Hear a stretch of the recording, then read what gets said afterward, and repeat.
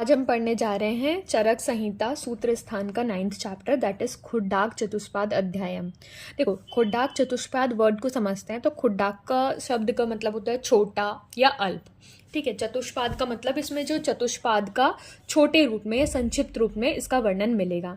अब देखो, ये 9th चैप्टर है तो 4 के में हम उसको डिवाइड करते हैं तो ये निर्देश चतुष्क का फर्स्ट चैप्टर रहेगा।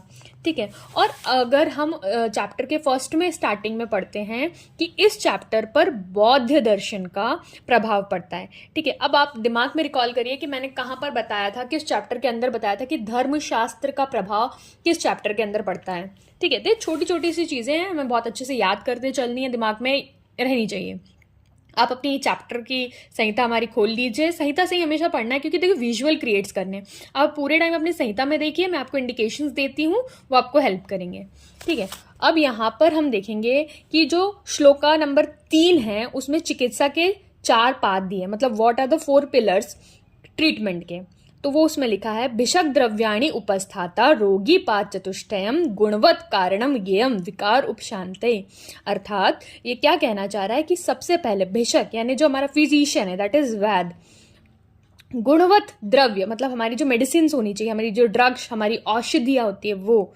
तीसरी चीज होती है हमारी उपस्थाता, मतलब हमारा जो स्टाफ है, हेल्पिंग हैंड है। और रोगी, भाई पेशेंट होना भी तो जरूरी है, तो डेट इज रोगी। फिर चिकित्सा के ये 4 पाद संपूर्ण रोगों की शांति में इंपॉर्टेंट है। या हमारे पास मेडिसिन अच्छी नहीं होगी, हमारे डायग्नोसिस अच्छी नहीं होगी, या हमारा स्टाफ अच्छा नहीं होगा तो अच्छी ट्रीटमेंट नहीं हो पाएगी। उसी को अगर हम विमर्श में देखते हैं तो विमर्श में वैद्य जीवन, अब ये बुक किसकी है, रिकॉल कर पा रहे हैं आप? मैंने इसको पहले बताया कि ये बुक किसकी है। ठीक है, वैद्य जीवन जो हमारी बुक है उसका लास्ट से 4th लाइन में जाएंगे तो श्लोक मिलेगा पथ्य सती गदास्ते किम औषध निषेवणे, पथ्य असती गदास्ते किम औषध अनिषेवणे। यहाँ पर ये बोलना चाह रहा है कि अगर हम पथ्य का सेवन करेंगे तो हमें कोई रोग ही नहीं होगा, तो हमें औषधि की आवश्यकता नहीं पड़ेगी। अन्यथा अगर हम अपथ्य का सेवन करेंगे तो हमारी कोई भी औषधि काम ही नहीं करेगी, वो व्यर्थ हो जाएगी। तो अभी तक आपने रिकॉल नहीं किया तो ये लॉलिम राज जी का श्लोक, मतलब लॉलिम राज जी ने वैद्य जीवन बुक लिखी है। तो बुक्स के नाम भी हमें इतिहास पोर्शन के लिए इंपॉर्टेंट है। तो आ जाएंगे श्लोक नंबर 4 में। अब श्लोक नंबर 4 में जो हमारा रेफरेंस है इसका ये याद रखना जरूरी है। साइड में आप लिखना चाहे तो 9/4 भी लिख सकते हैं। अब इसको समझेंगे कि यहाँ पर स्वस्थ और अस्वस्थ की परिभाषा बताइए, उसके लक्षण बताए हैं कि हमारी बॉडी जो स्वस्थ है वो, अगर हमारी बॉडी में मेन चीज है धातु, तो धातुओं में अगर विषमता हो जाएगी दैट इज रोग, और अगर जो हमारी सम प्रकृति बनी रहेगी दैट इज स्वस्थ की अवस्था। तो सुख क्या है, हम खुश तब रहते हैं जब हम हेल्दी रहते हैं, तो सुख संज्ञकम आरोग्यता, विकारो दुखमेव च। तो विकारो धातु वैषम्यम साम्यम प्रकृति रुच्यते, सुख संज्ञकम आरोग्यता विकारो दुखमेव च। अब नीचे देखो विमर्श में रोगस्तु दोष वैषम्य, ये किसने कहा है? तो अष्टांग हृदय सूत्र 1/9 में 19 उसमें यहाँ पर रेफरेंस मिलता है। देखो बोल वही रहा है, बस वर्डिंग चेंज है, हिंदी सेम आती है। पेज को टर्न करेंगे, सेकेंड लाइन जो दिखती है वहां पर आप विमर्श में उसका ये लिखा है कि सुश्रुत ने रक्त को चतुर्थ दोष माना है। चैप्टर नंबर 21 सूत्र स्थान के माना, उसका विमर्श में आपको मिल जाएगी। फिर सुश्रुत ने जो रोग की परिभाषा दी है वो भी मिल जाएगी। ठीक है, कि क्या जो चीज हमें सुख देती है दैट इज अनुकूल चीज, और जो हमें दुख देती है दैट इज प्रतिकूल चीज, उसका रेफरेंस मिलता है। अब चिकित्सा की परिभाषा डिफरेंट एरियाज पे हमें मिलती है। तो अभी तक की संहिता की फर्स्ट हमारी मिलेगी यहाँ पर 9th चैप्टर 5th श्लोक में मिलता है। क्या है? चतुराणाम भिषक आदि नाम सस्ता नाम धातु वैकृते प्रकृतिर धातु सात में अर्था चिकित्सा इति अभिधीयते। देखो इसके विमर्श में सारी श्लोक हमें और मिलेंगे। ठीक है, यहाँ पे क्या बोला? चतुराणाम भिषक आदि नाम, मतलब जो भी हमने 4 पिलर्स पढ़े वो चारों पिलर्स अगर सही हैं तो वो क्या करते हैं, धातुओं को विकृत होने पर उन धातुओं में समता लाने के लिए उन चारों पिलर्स की जरूरत हमें पड़ती है। दैट इज ओनली चिकित्सा की परिभाषा। अब इसके नीचे आ जाएंगे तो देखो फर्स्ट लाइन ऑफ विमर्श की, या भी क्रिया अभिजायन्ते शरीरे धातवः समः स चिकित्सा विकाराणाम कर्म भिषक आदि मतम। यहाँ पर ये जो आपको रेफरेंस मिल जाएगा वो 11th चैप्टर का है। देखो इसका शॉर्ट में मैं बता देती हूँ, ये इसका मतलब ये है कि धातुओं की समता आने पर रोग दूर हो जाते हैं, ये बोला गया है इस श्लोक में। ठीक है, फिर उसके 2 लाइन नीचे आएंगे जो कि है हमारी आदर्श चिकित्सा का रेफरेंस। आदर्श चिकित्सा का रेफरेंस लिख लीजिए, श्लोक नंबर चरक निदान 8 में मिलता है। देखो उसको हिंदी में पहले मैं समझाती हूँ कि चिकित्सा वही है जिससे रोगों का शमन हो जाए और कोई अन्य अलग रोग भी कोई फिर से उत्पन्न ना हो। प्रयोगः सम्येद व्याधि, इसका प्रयोग करने से व्याधि का शमन हो। यो अन्यम व्याधि न उदीर्यति, और किसी अन्य व्याधि को मतलब वो जनरेट ना करें, ऐसी चिकित्सा को विशुद्ध चिकित्सा कहेंगे। ठीक है, दैट इज शुद्ध चिकित्सा हमारी, उसको आदर्श चिकित्सा का भी रेफरेंस मिलता है। अब 4 क्वालिटीज बताई गई जो हमने 4 पिलर पढ़े उनकी, तो वो हमारे चरक की भी इंपॉर्टेंट है और वाग्भट की भी इंपॉर्टेंट है ना। तो भिषक के गुण पढ़ेंगे या वैद्य के गुण, फिजिशियन के गुण, आपको मैं समझाते चलूंगी क्योंकि श्लोक याद रखना जरूरी है और समझना भी। श्रुते पर्यावदत्वम श्रुते पर्यावरत्वम बहुशो दृष्ट कर्मता दाक्ष और शौचम इति गेम। देखो दाक्ष और शौच है वो सेम टू सेम हमें कहाँ मिलेंगे, परिचारक या उपस्थाता के में भी 2 क्वालिटी सेम है।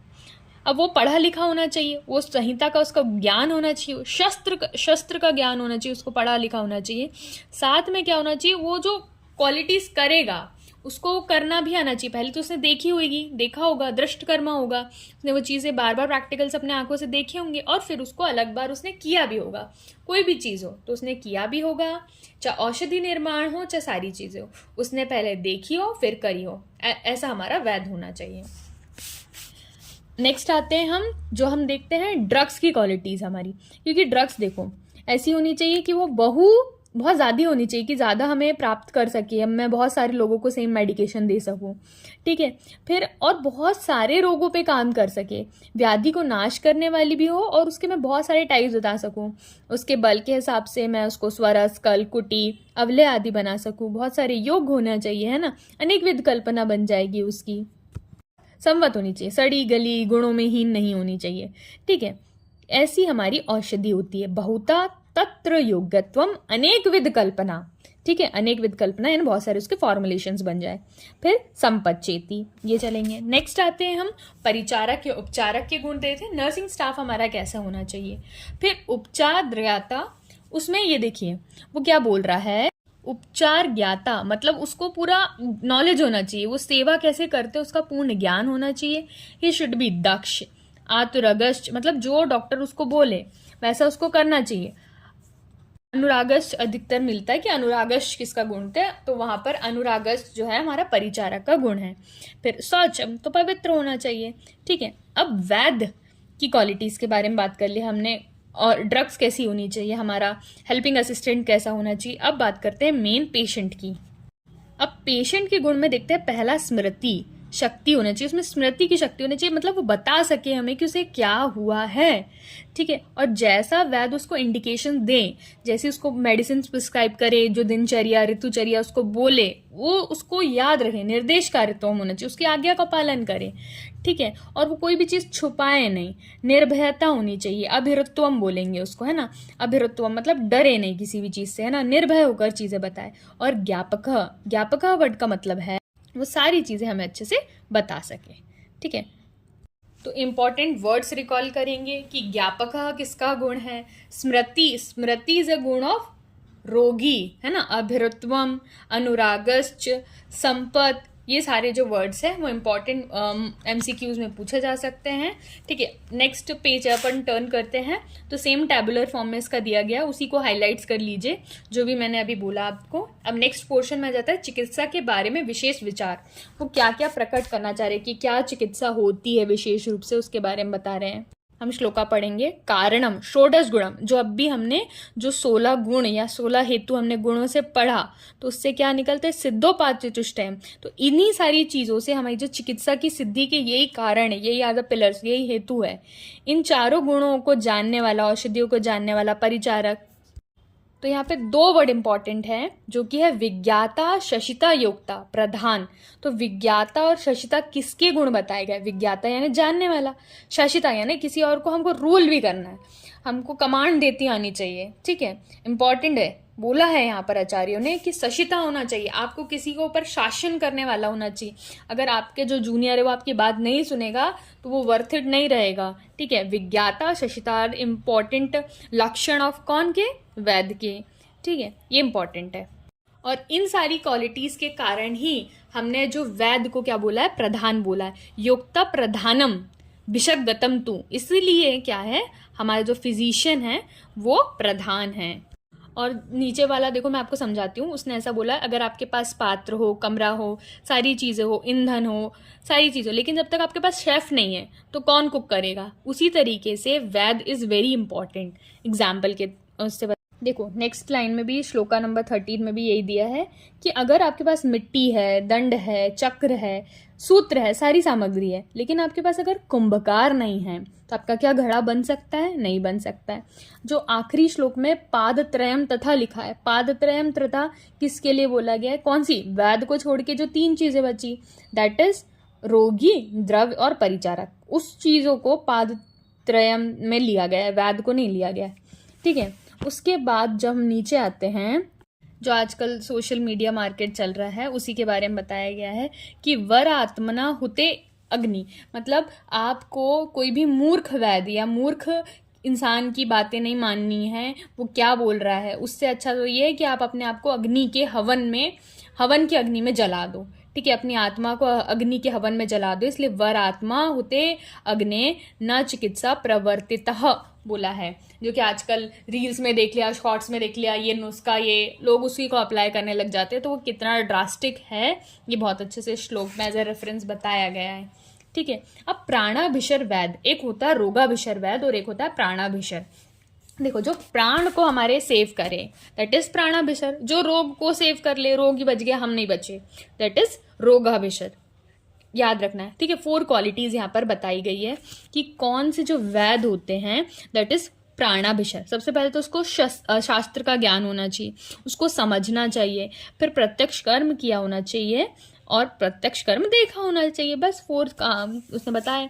यहाँ पर इंपॉर्टेंट चीज आ जाती है कि जब राजा के वैद के लक्षण बताए गए हैं वो 4 हैं। पहले तो उसको रोगों के लिए रोगों का कारण पता होना चाहिए कि ये रोगों के कारण हैं, ये उसके लक्षण हैं और इनसे उनकी चिकित्सा हो सकती है, उनका प्रशमन हो सकता है, और कौन सी चीज आपको करना है कि वो रोग पुनरुद्भव ना हो। These are the 4 qualities of राजा की 4 क्वालिटीज के बारे में यहाँ पे पढ़ेंगे, ठीक है। अब बहुत ही अच्छा रेफरेंस आता है कि शस्त्र आदि के संबंध में पात्र की महानता, उसकी हिंदी पढ़ेंगे कि शस्त्र शास्त्र और जल अपने पात्र के अनुसार गुणों दोष की उत्पत्ति हो जाती है। आयुर्वेद भी शास्त्र है, अतः इसके अध्ययन के पूर्व इसके पूर्व पढ़ने वाले विद्यार्थियों को अपनी बुद्धि की शुद्धि कर लेना चाहिए। गुण दोष प्रवर्त्यतु पात्र अपेक्षित है, जो गुण और दोष होते हैं वो पात्र की अपेक्षा करते हैं, ठीक है। तो आयुर्वेद पढ़ने से पहले हमें खुद के अंदर की खुद की बुद्धि की शुद्धि कर लेना चाहिए, देन ओनली चूज आयुर्वेदा, ठीक है।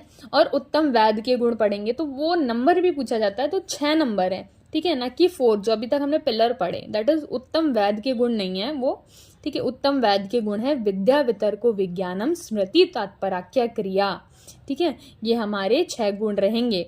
तो उत्तम वैद्य के गुण का नंबर आएगा तो हमें 6 चूज करना है। बहुत छोटी सी उपमा यहाँ पर दी गई है, श्लोका नंबर आएंगे आप 24 में, यहाँ पे दिए हैं कि शास्त्र और बुद्धि का संबंध बताया। पहले इसकी हिंदी पढ़ेंगे, ठीक है। मैं आपको बताती हूँ कि आप कॉर्नर में लिख लो कि जो शास्त्र है वो ज्योति है और शास्त्र बुद्धि हमारे नेत्र हैं।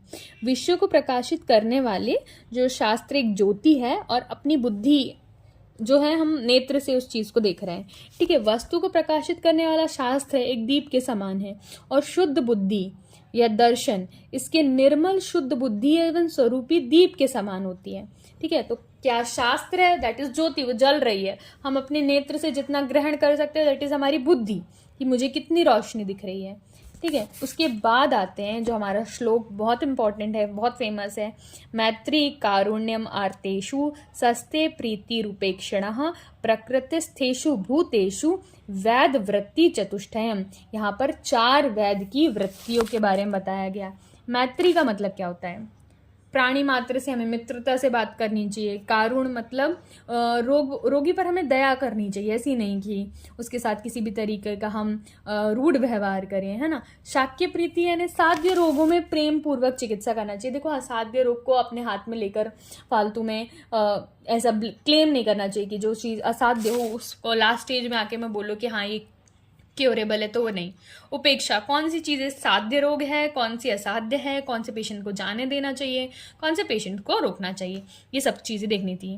प्रकृतिस्थता यानी मरण की समीप आया गया, इसको आप समझ सकते हैं ना। आचार्य चक्रपाणी इसका वर्णन अपनी टीका में करते हैं, तो वो यहाँ लिखते हैं मरण के समीप गया हुआ।